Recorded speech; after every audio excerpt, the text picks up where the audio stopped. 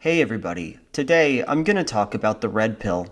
Released in 2016, the documentary centers on a self-declared feminist, Cassie Jaye.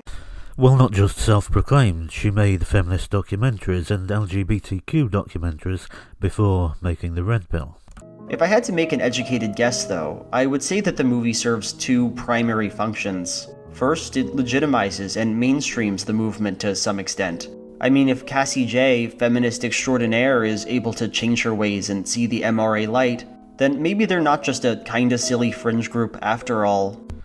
Look, it's always nice to win people over, but still. We're already onto this vague sort of guilt by association stuff instead of actually addressing the contents of the documentary, which this video is meant to be about.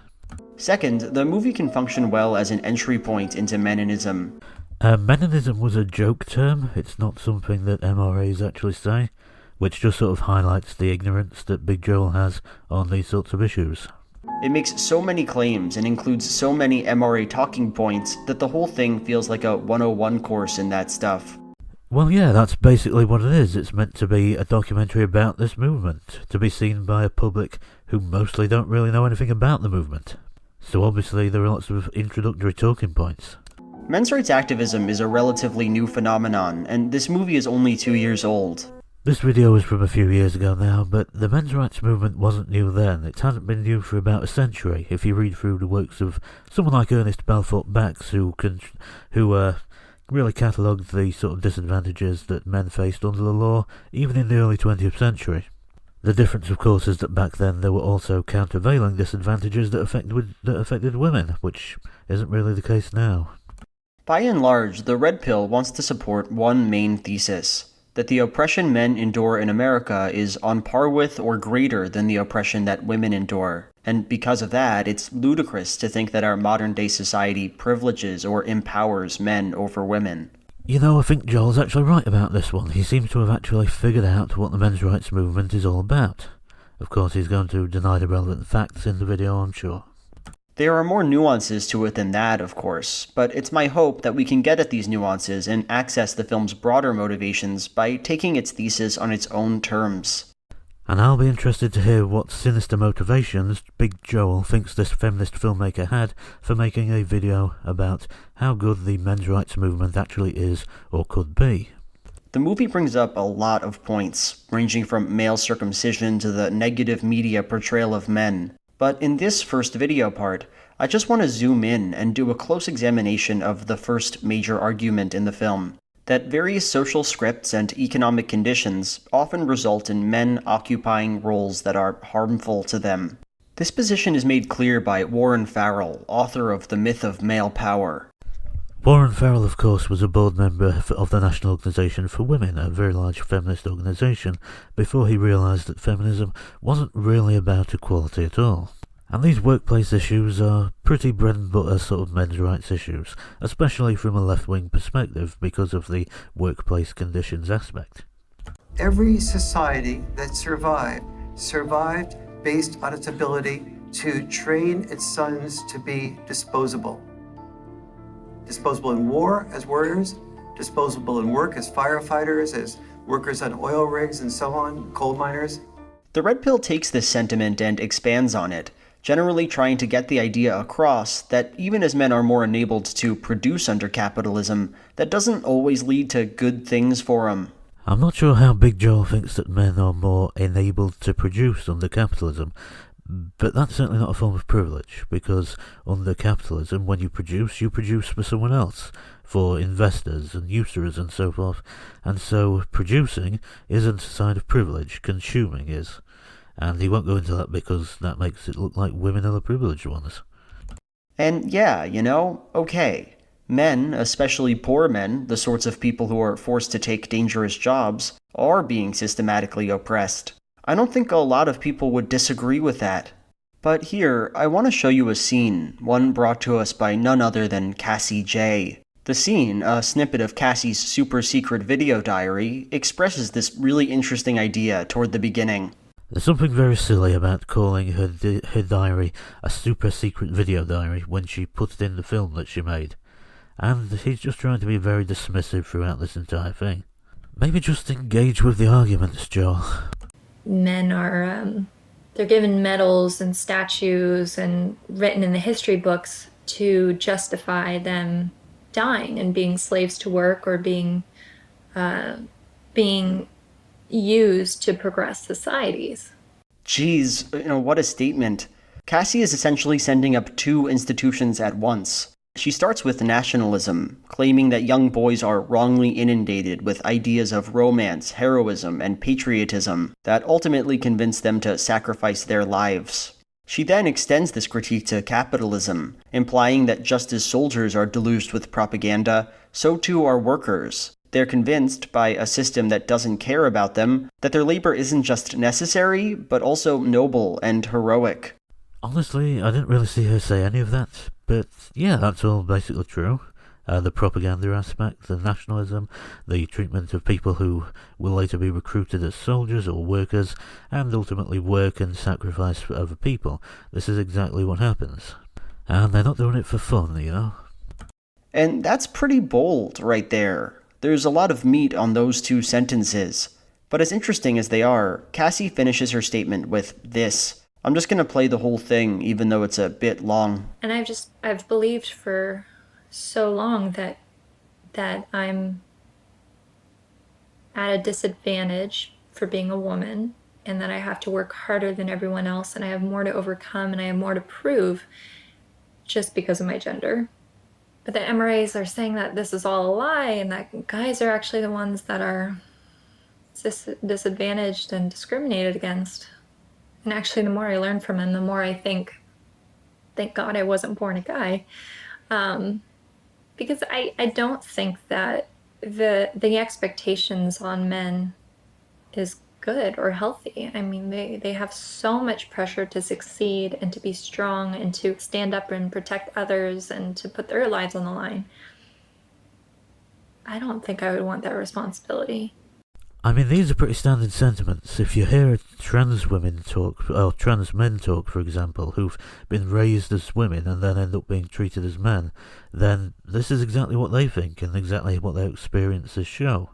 That living as a woman is sort of living on easy mode in many ways. And I suppose Joel just doesn't have those perspectives. So, I have a few issues with what's going on here. To start, I'm not sold on the idea that because men occupy the most dangerous jobs, their quality of life is de facto worse. And this is when we get to the normal conflict between being a feminist and being a left-winger, where it's very difficult for someone to actually be both. And it's normally pretty easy to get a left-winger to accept that certain lines of work, for example, make your life worse. And those are mostly the ones that are done entirely by men. And yeah, working longer hours has a significant effect on your life outcomes. Having long-term injuries does, having chronic illness, having increased stress from work, having a lack of access to medical attention because most primary care medical attention is available during working hours. This is all stuff that has a major effect on quality of life, and overwhelmingly on the quality of life of men. And that's before we get onto the straight-up implications for life expectancy, for child custody, and, it's a long list of issues, and he just doesn't care about them specifically in the context of it applying to men more than women. She says she wouldn't want to take on the responsibilities or obligations of maleness, and there, it seems like she's comparing herself, a white, well-to-do artist without children, to poor working-class men, and saying, I'd rather be me than be one of those guys. While I am happy that Jay seemingly lives a pleasant, unburdened life, it's a bit strange that she seems to extend that sentiment to all womanhood. Well, speaking specifically in regards to life expectancy and the quality of life regarding work, the number of hours worked, work-related illness, injuries, access to healthcare and so forth, you are in fact much, much better off being a poor inner-city black woman than being an upper-middle-class sort of suburban white guy, because that's just what the statistics show. And yeah, of course, she's privileged by being a well-educated middle-class white woman, but that doesn't mean that she isn't privileged on the basis of sex to a greater extent than the basis of race or class. More now than ever before, women also have to work in order to sustain their families. It's true that women working to support their families is quite common nowadays. However, average number of hours worked, even amongst full-time workers only, is significantly higher for men than women, as are all of the previously mentioned implications for health and well-being. So no, it's not the case that women and men are now on an equal footing. At most, you can say that the very disadvantaged women, poor, black, whatever, are on a similar sort of level to relatively privileged white upper middle class men. But within race and social class groups, men who are poor are much worse off than women who are poor. Men who are white are much worse off in all these ways than women who are white, and so forth. And I think the conditions under which women enter capitalism are substantially worse than those that men face. Women are more likely to be single mothers. Okay, let's go through all of these issues one by one then, because he's got a long list. So yes, women are more likely to be single parents, obviously more likely to be single mothers, but also they're more likely to receive child support. And for poor people in America, for example, that's a massive issue, with about 1 in 20 American fathers having spent time in prison for non-payment of child support. And ultimately, it is their choice to be single parents. They're perfectly within their rights to give that child up, let the father have custody, or to just have an abortion, or to take birth control, or whatever else. And many options being options that men don't have. Men don't have that option to just take custody and have child support instead. Men don't have that option to have an abortion and just avoid becoming parents altogether. So in an exactly identical situation, the woman is going to have more resources and more choices than the man. Over 12% of women live in poverty, while the number is under 10% for men. Poverty statistics are sort of rigged, to be honest, because, well, for example, going back to child support doesn't count towards the income of the person who actually receives it. Instead, a man who makes money and then pays it out to child support will have that income counted towards not being in poverty, while a woman who actually gets to receive and spend that child support won't have it counted towards her income, so will therefore count as in poverty even when she's not. There's also the fact that a lot of men just don't count as being in poverty even though they are. For example, household income statistics for poverty don't show men who are in prison as being in poverty, even though being in poverty is what led to them being in prison, and they will be in poverty once they come out. And in fact, the difference between men and women in extreme poverty is smaller than the difference between men and women in prison. And then homeless men don't count on household income statistics. Also men who are dead, because the effects of poverty on life expectancy are vastly larger for men than for women. So even if we accept that women are more likely to be in poverty, once we go to the actual effects of poverty, the homelessness, imprisonment, early death and so forth, the effects of poverty on men are far more profound. And when it comes to the effect of working in poverty, again, we know that men are far more heavily impacted by the health implications, the changes in life expectancy, stress and so forth. And when it comes to extreme poverty, the differential is 6.1% of women versus 4.4% of men. That's a difference of roughly 2 million people. As mentioned, that is just a little bit lower than the difference in the current prison population in the USA. And we could go into sentencing disparities, but really people going to prison are inherently the victims of systemic problems. They end up in prison because they commit crimes, mostly, but they commit those crimes because of economic and so forth conditions. Conditions which leave men significantly more disadvantaged. You might notice that I'm sort of playing small ball with the red pill here. You know, you say that men have it bad. Well, check out how bad women have it. But see, it's that kind of reductive discourse that the film demands.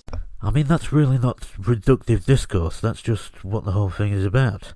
If you have a movement like the feminist movement, which Big Joel is a big fan of and a member of, that claims that women are disadvantaged and need lots of extra activism and legislative changes to help them out, then showing that the evidence indicates that that is completely incorrect is actually a pretty important piece of activism. And that's because, in this scene, Cassie J implicates a pretty strange notion that the only metric we can use to understand oppression is quality of life. This entire section of the movie seems to center on that idea. I mean, not the only metric, but if you have two groups in society and one lives shorter, less happy, less healthy, less free lives than the other group, then by what possible metric could you say the group that lives longer, happier, healthier, freer lives are actually systemically disadvantaged and need lots of extra activism to help them out? I mean, this is the set of statistics that we use to say black people are disadvantaged, or even working class people. This is exactly the same thing, but suddenly Big Joel wants to nitpick about whether quality of life really matters for people as soon as it's about men. But here's the thing. Quality of life is not the be-all and end-all when it comes to discussing oppression. There are other metrics that are just as important. Where does the wealth in a society concentrate? I mean, one of the main reasons that wealth is important is because of the impact it has on the quality of life, on freedom, on health, on all the rest of that stuff. But to answer the rhetorical question, in America that would be with women. The wealth overwhelmingly accumulates with women. Women control most of America's household wealth. Obviously, women have longer life expectancies, so they tend to inherit the wealth that their families have, that their husbands have when they die. Women are more likely to own their own homes, but that's also the case with younger women. Women in their 20s are more likely to live on their own rather than with their parents. Women control the large majority of consumer spending decisions, and so on. So let's see what the next item on the list is for these important metrics. Who can decide what gets made and how it gets made? Who holds most of the political power? That is, who's putting our laws on the books? Lobbyists, corporations, rich people, but also women. You know, women have this big feminist movement with the lobbying organisations now and the Feminist Majority Foundation, Planned Parenthood. Also, women are a significant majority of voters in America.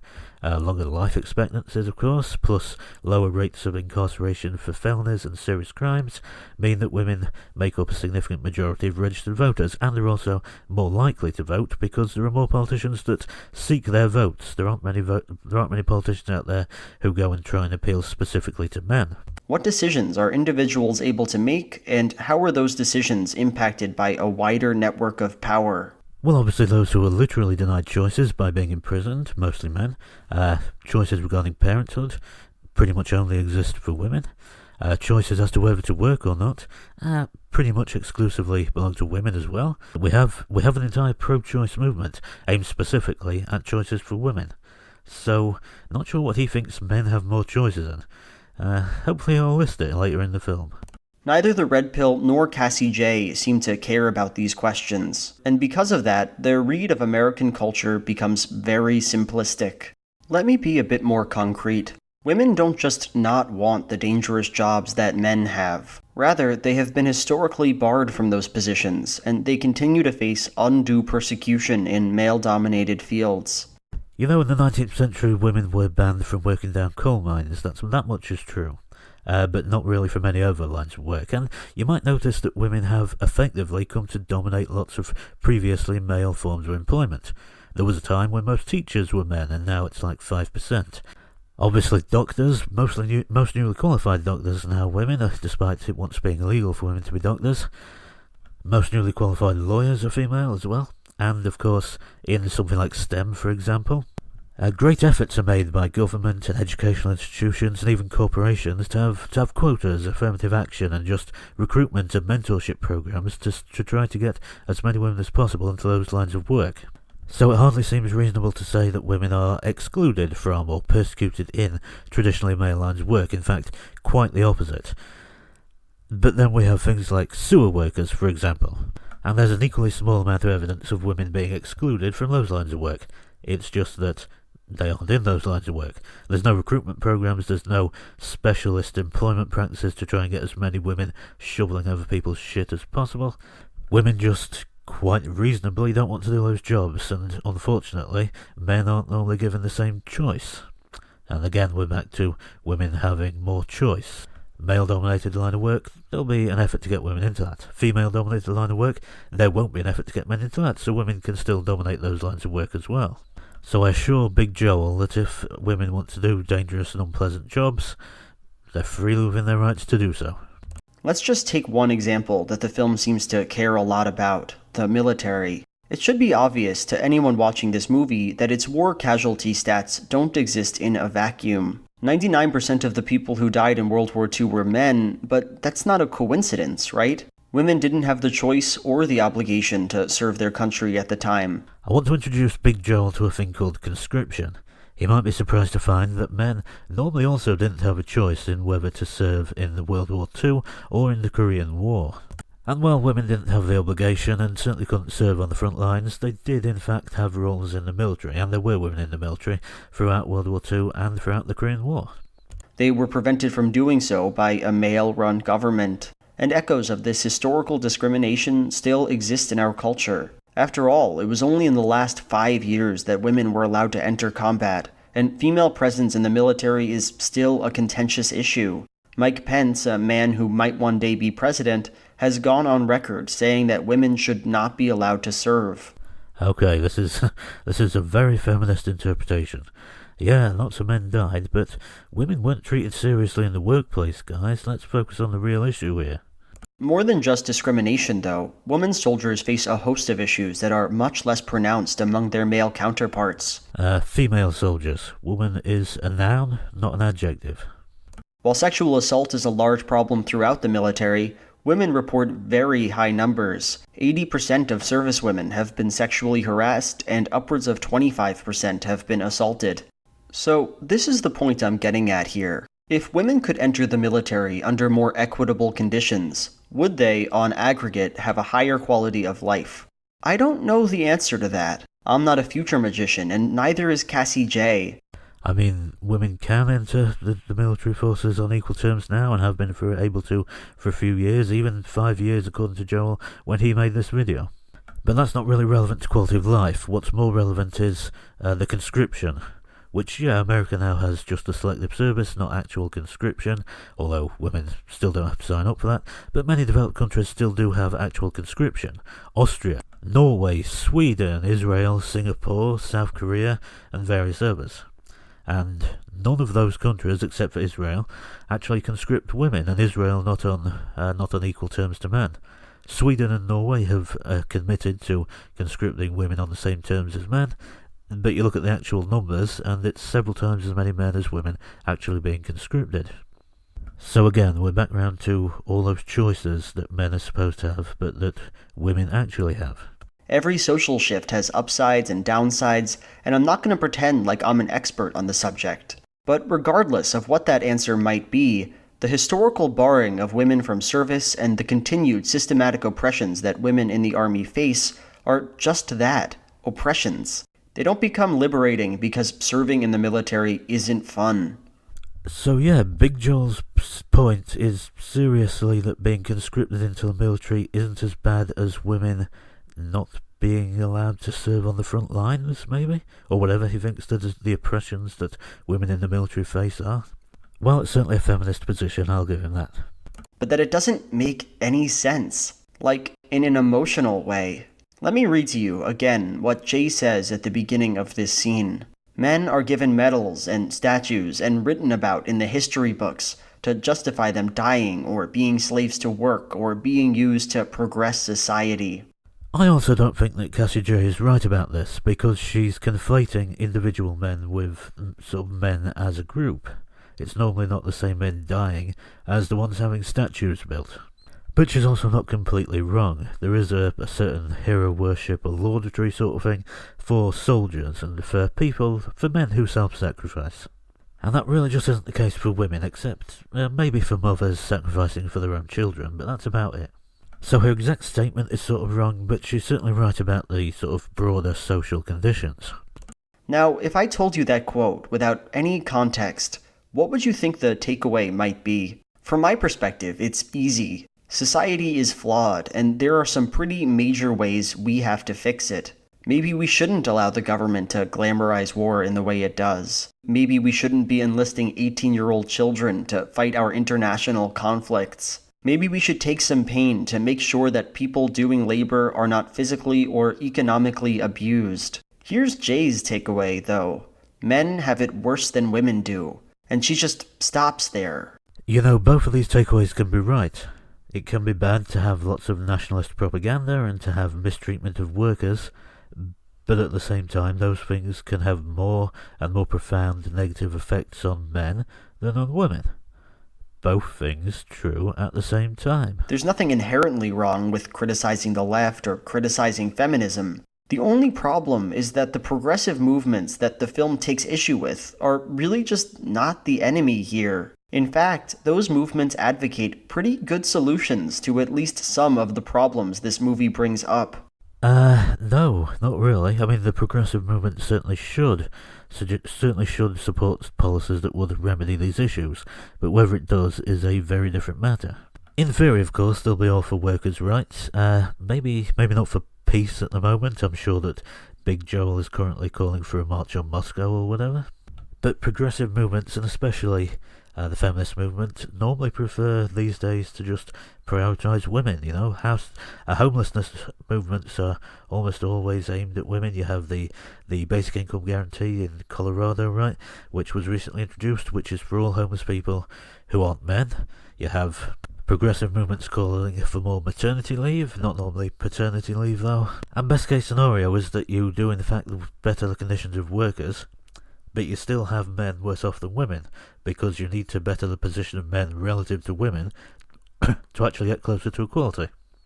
Let's just take two examples. First, male suicidality. Paul Elam says at one point that men are 4 times more likely to kill themselves than are women. 4 of 5 suicides are men. He throws that out there without any added information. To him, it's just another way that men have it worse, which can be used to prove feminism stupid. But why do men kill themselves more? Well, the consensus seems to be that male suicide rates are higher because men choose more lethal methods, most commonly guns. Wrong, actually. Big Joel failing to do basic research again there.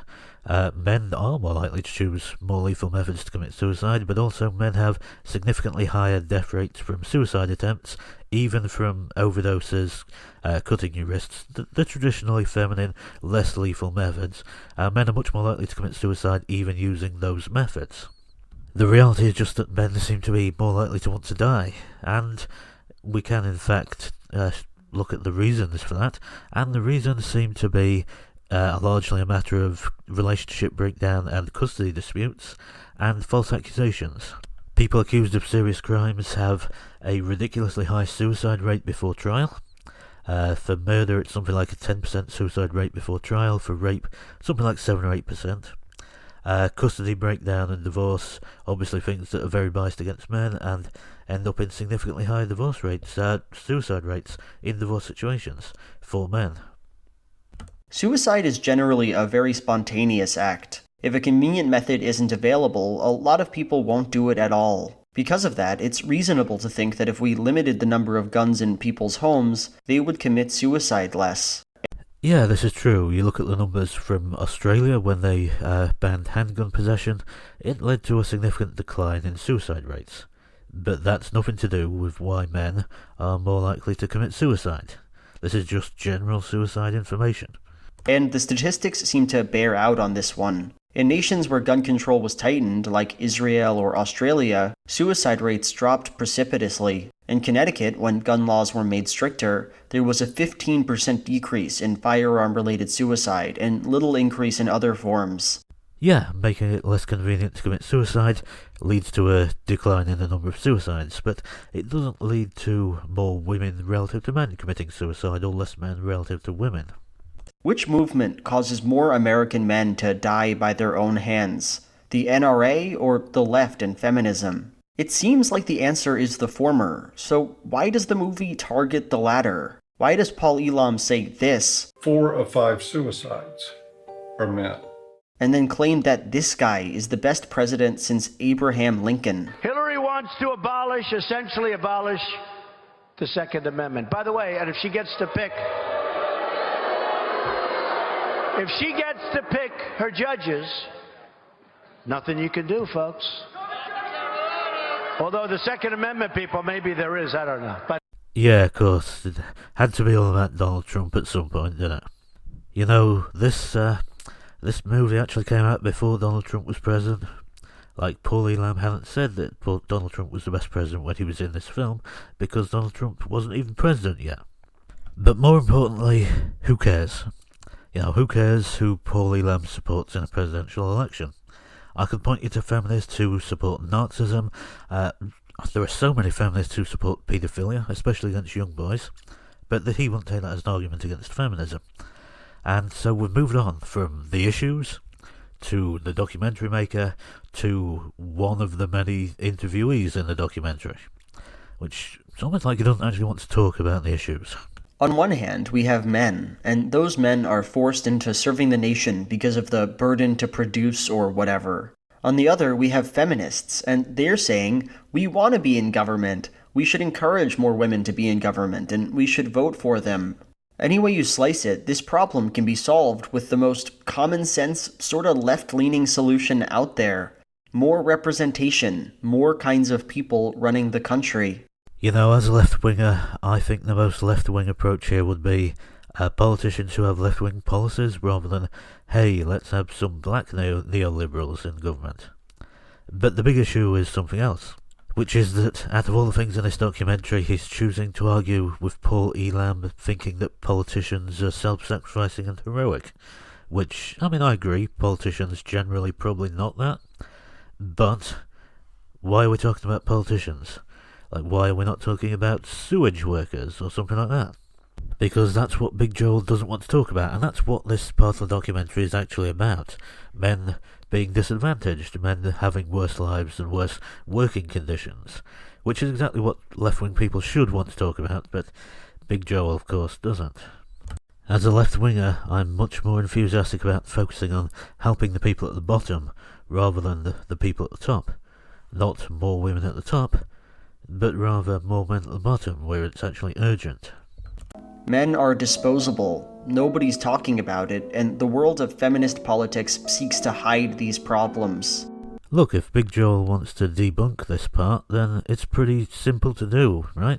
You just need to present examples of all the feminist activists and organisations who I'm sure he thinks are out there, who are helping men, who are focusing all their issues on the disadvantage of men in the workplace. But he won't do that, because he can't do that, because it's not possible. It's just not something that you can actually do when that isn't really happening. Feminism doesn't care about those issues. It doesn't do any work on those issues. It doesn't want to have attention paid to those issues. And Big Joel doesn't want to have that scrutinised. And what's nuts is that at this point, I've only talked about the first 30 minutes of the Red Pill.